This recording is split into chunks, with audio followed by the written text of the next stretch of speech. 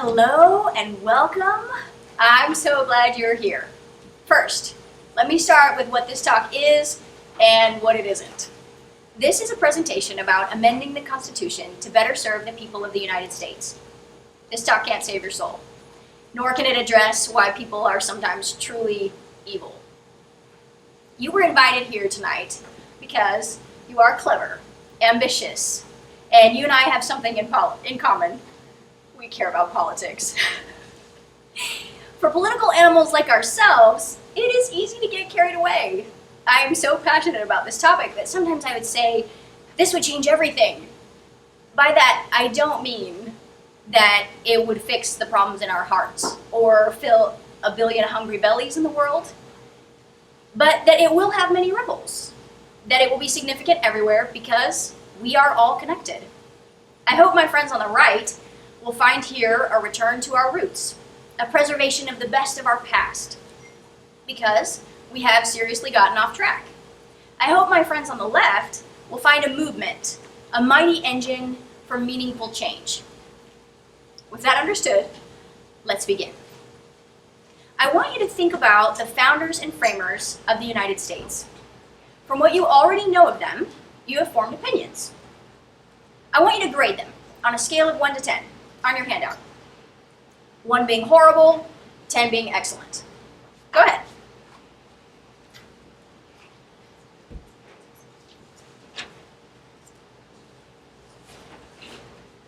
Now think about the current politicians who serve in Washington.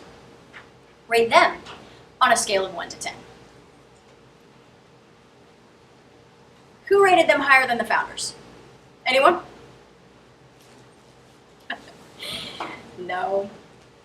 Now I want you to think about all the problems that we have in our country.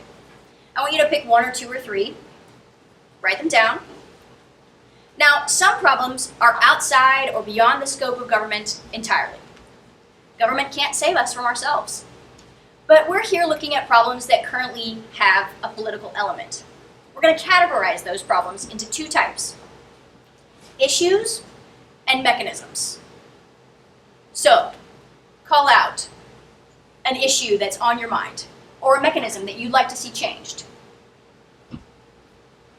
On the issues side, I have abortion, racism, immigration, the environment, etc. And on the mechanism side, I see the national debt, taxation, overreach by governmental agencies, gerrymandering. There's no shortage of problems, is there? How about division? We are living in a very politically divisive time. It's interesting, though, that when I ask people the question about what's wrong with our country, no one ever says to me, what we need is a king. Or, elections are such a bother, we should just stop having them. Or, let's put the government in charge of the media. Or, police officers shouldn't have to get warrants. There are many areas in which we are more united than we realize. The problem is that we're not noticing those areas. My kids don't wake up in the morning and thank me that the roof isn't leaking. They take it for granted. This is just a small sample of our problems. You can see why people propose all kinds of solutions to our issues. Today I'm only going to talk about one option. I think the center of all these issues and mechanisms lies in the House of Representatives, the people's house. That's where laws are supposed to start. That's where the budget is supposed to be debated. Raise your hand if you know how many seats are in the United States House of Representatives. Go, Charlie. 435. Yes, sir. 435. Y'all are my people. I appreciate you for being a citizen who is paying attention. All right. Now, I have a $20 bill in my purse for anybody who can tell me how many seats were in the very first House of Representatives. How many seats was in the very first one? 13. Close, but no. More. Because remember, they didn't just have each one seat, they had it by population. So it's kind of a trick question because they started with 59. And when Rhode Island ratified the Constitution, they added a seat for Rhode Island, and when North Carolina voted to ratify, they added 5 more seats. So they started with 59 and they ended with 65 during that first Congress. Okay, so how did we get from 65 to 435?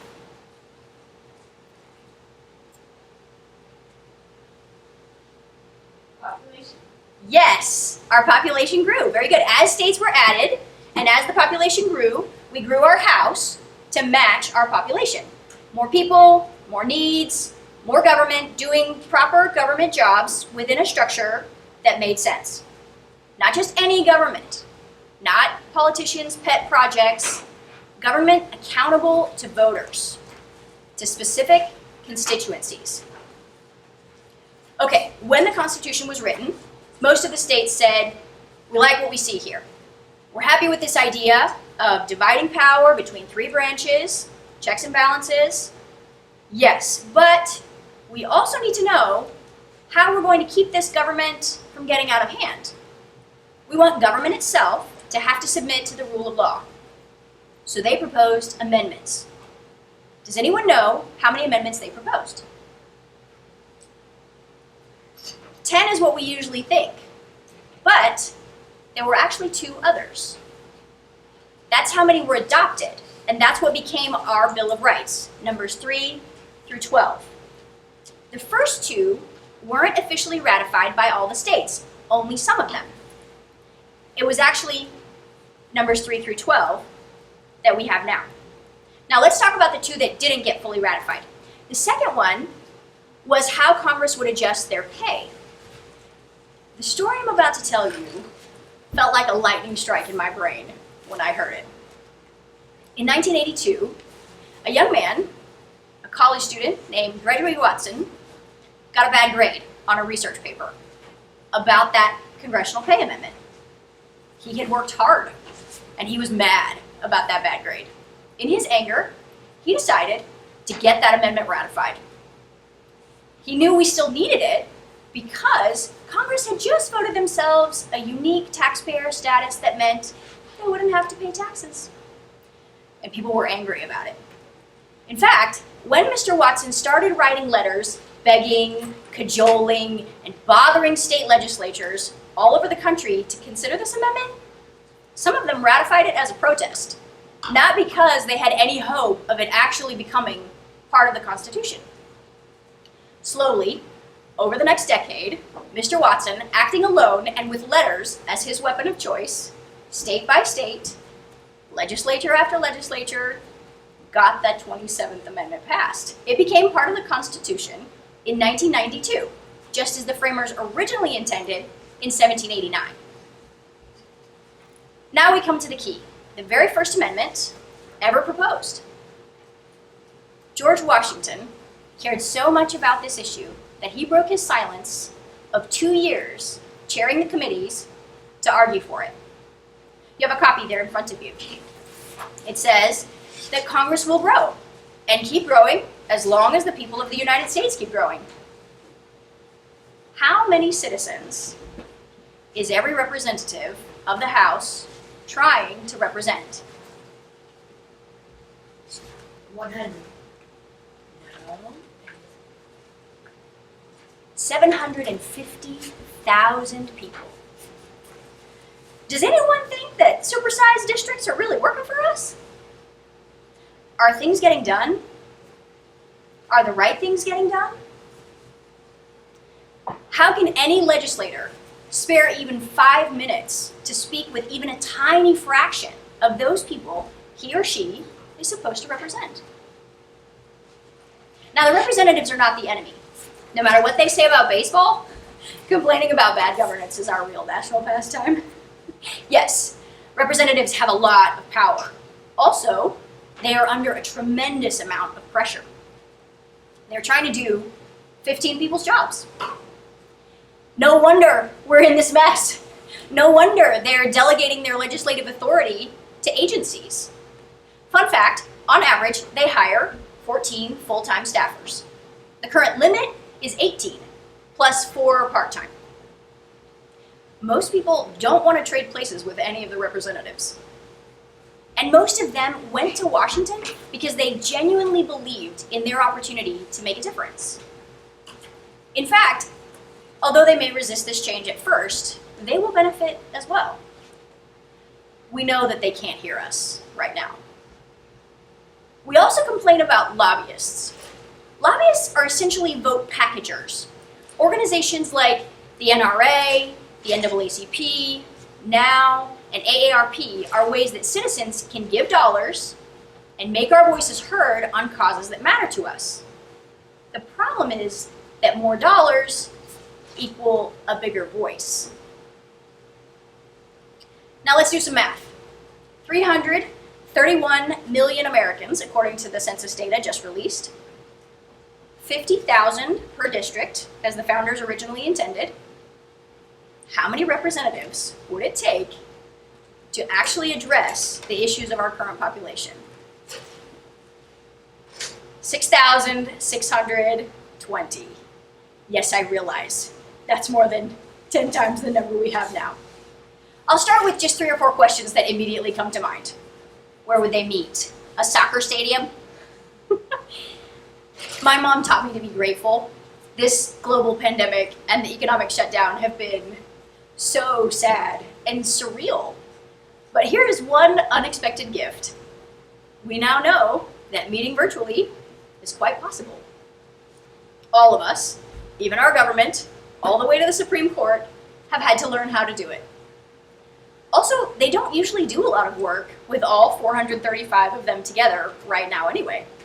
They usually work in committees of 5 to 25 members, and they would still be able to do that. A few of them could be in Washington at a time, or they could opt to have only offices in their districts.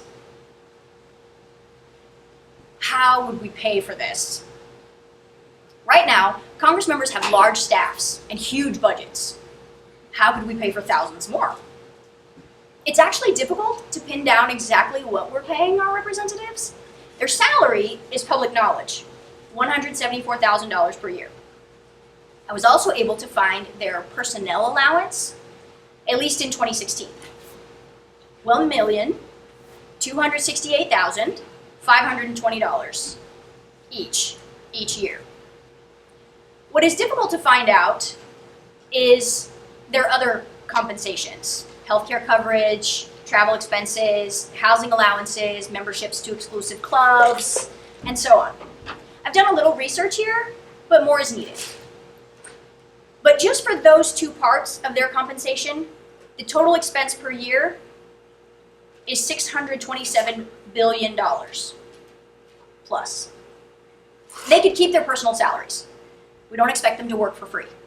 They and the new members would each be allowed 2 paid staff members, an administrative assistant and a legislative one.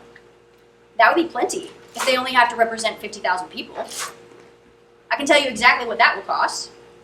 $174,000 plus $120,000 salaries for their assistants times 6,620.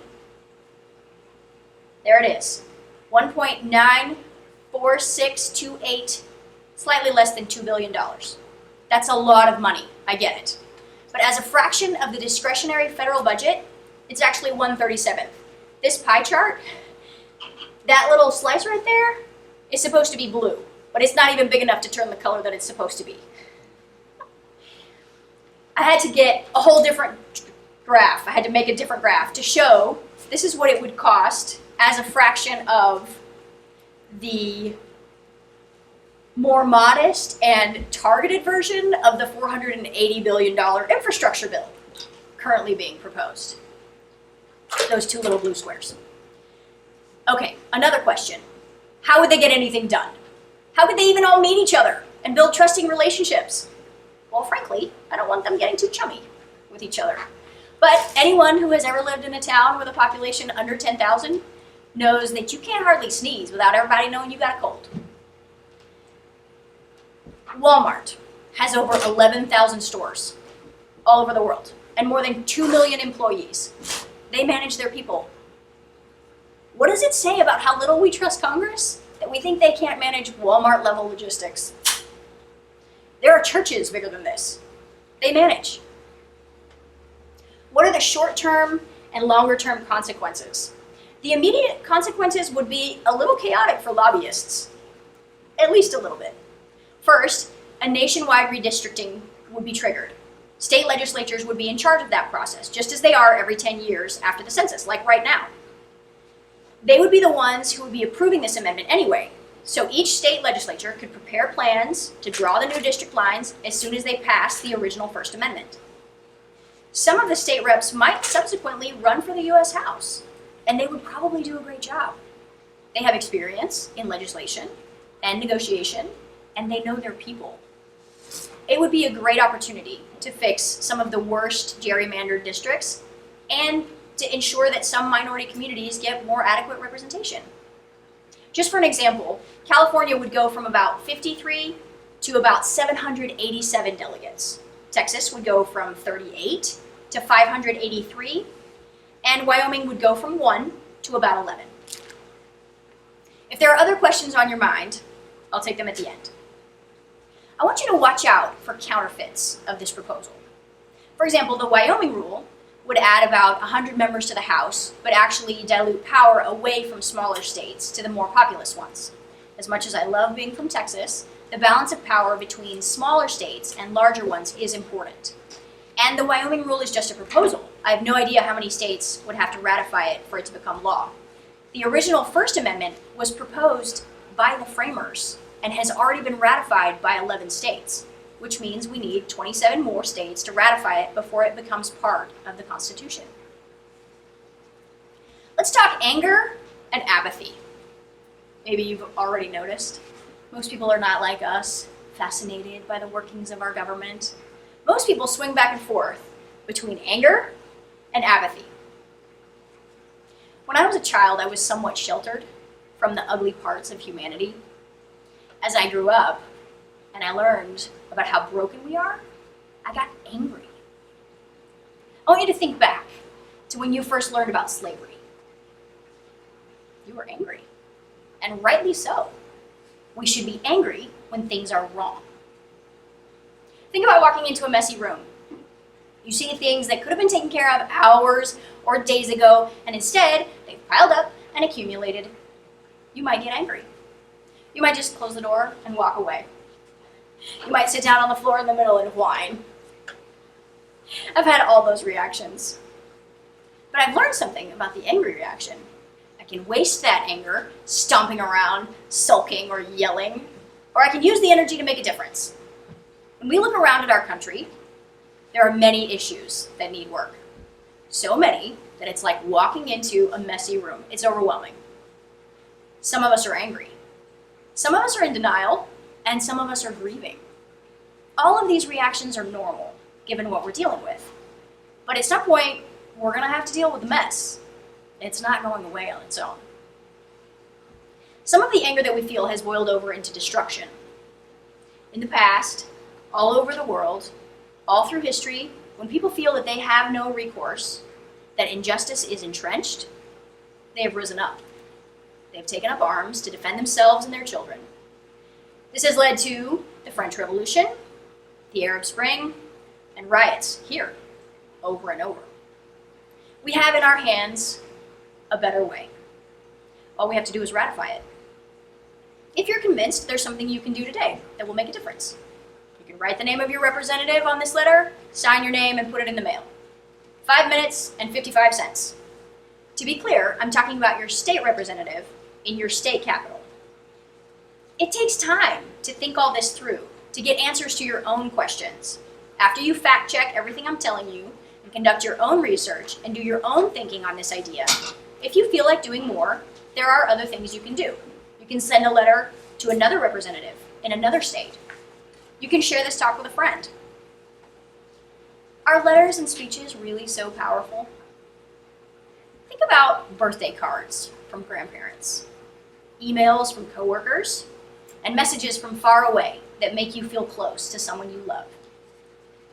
What is the Declaration of Independence, after all, but a letter to the world from the colonists explaining their reasons for separating from England? The Bible is full of letters.